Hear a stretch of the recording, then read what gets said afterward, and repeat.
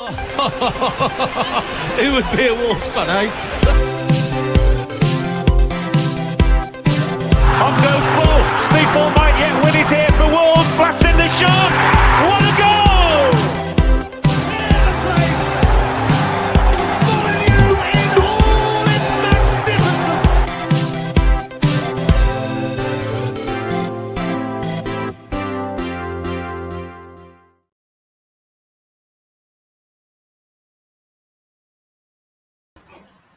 Hi everybody, and welcome back to the Wolves Fancast YouTube channel for your latest GTA Fancast.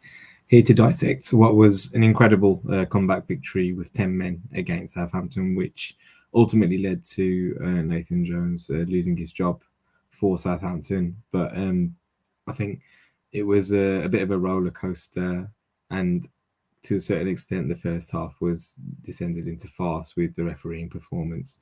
So I'm going to take kind of half time as the point in which to really kind of analyze what happened in this game, particularly with regard to how we combated the fact that we had that numerical disadvantage. And there were a number of things that Julian Lopetegui employed to really make sure that disadvantage wasn't felt as keenly as it might have been. Now, being 1-0 down probably helped in a certain way in terms of giving us that clarity of how we go and approach the game. If it was still 0-0, I wonder how we would have approached getting a result, whether we would have sat back and made it difficult for Southampton. But ultimately, we needed to go and get a goal. So if I walk us through kind of the tactics that Lopetegui employed when we went down to 10 men, you can see here we've set up in a 4-4-1 shape, basically. And with respect to Southampton's formation, first and foremost, you can see straight away they're set up with the back three midfielders in front. So getting anywhere through the middle of the pitch is going to be a difficult task. They've obviously got a massive overload in those spaces, but out wide there was a job that we could do. Now, what also helped was that Paul Onuachu, 6'7" beanpole striker, not the most mobile, was the one that was kind of playing on the last man. Kamaldeen Sulemana was causing a lot of trouble, but he was doing that from picking up the ball in deeper positions and running with it from there.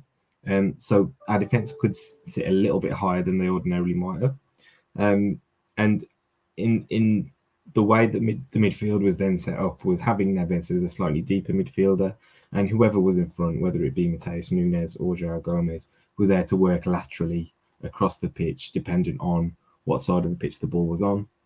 Essentially, the ball was required to come in and then go out as quickly as possible.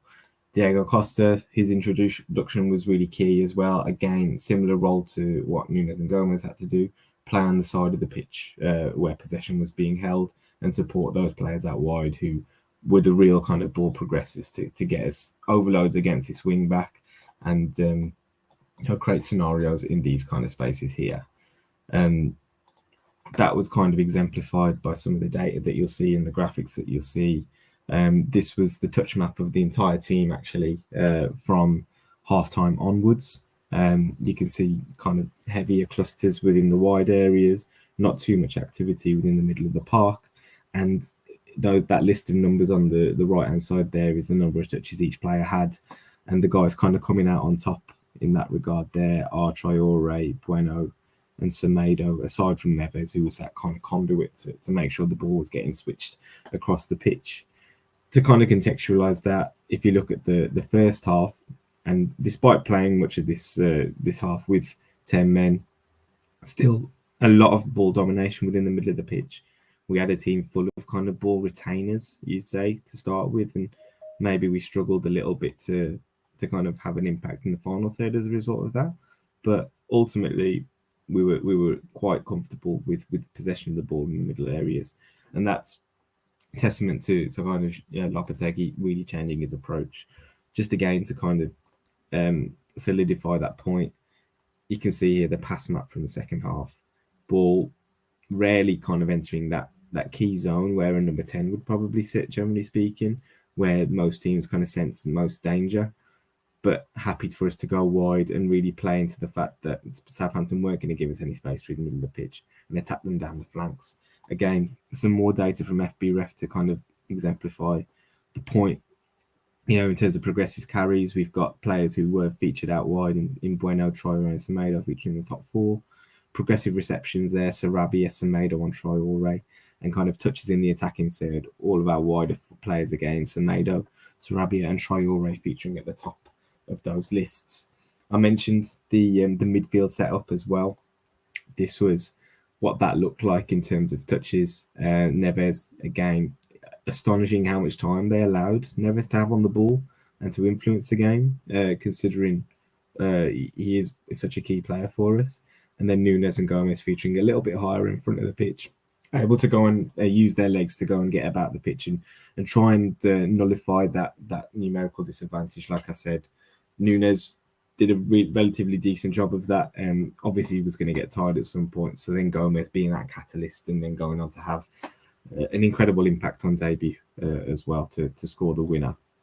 There was one specific point within the second half which I wanted to pick up on, where prior to the equaliser being scored, we actually kind of cranked up the pressure tenfold. And this is where we kind of sniffed blood and exposed Southampton with their frailty, with their lack of confidence, and with a crowd that was baying for blood, basically. You'll see in this screenshot at the top of the image, João Gomez stripped and ready to come on. So this was just before he became that catalyst to go and win the game for us. But really key to understand that we were trying to exploit the wide areas.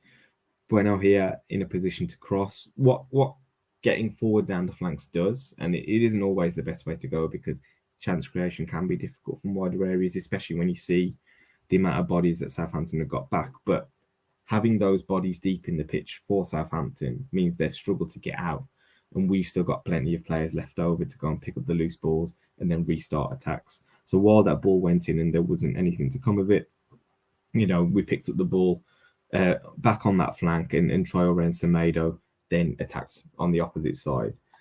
Again, kind of really showing that we had plenty of opportunities to kind of go and capitalise on those Southampton frailties again. So like I say, Semedo picking up the ball there.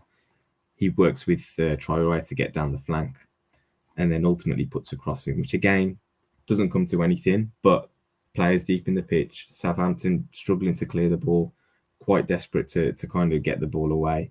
And actually in this scenario in particular, Semedo actually falls over, and that intensity and that real desire that Lopetegui's instilled within the team, he gets up, gets back at Alcaraz and wins the ball back for us within the penalty area, which it's unacceptable from a Southampton point of view, but really, really good to see from a Wolves point of view. Again, ball goes into Traore there. He puts another cross into the box. Another ball gets cleared. And then again, Nunes picking up the ball deeper in the midfield area, just constantly putting them under pressure. He switches it out to Traore, who again puts a cross in, gets to Diego Costa, but he can't get a shot away. And then because we've got players pressed high against the ball, it makes its way to Semedo, who flashes a shot across goal. You can see Sarabia making a run there. And unfortunately, he couldn't quite get on the end of it. But that was the moment that really got the crowd going, really got Southampton feeling that extra bit of nerves. João Gomez, as you saw there, was ready to come on, and that next breaking play, he did come on. And the rest is history, like we say.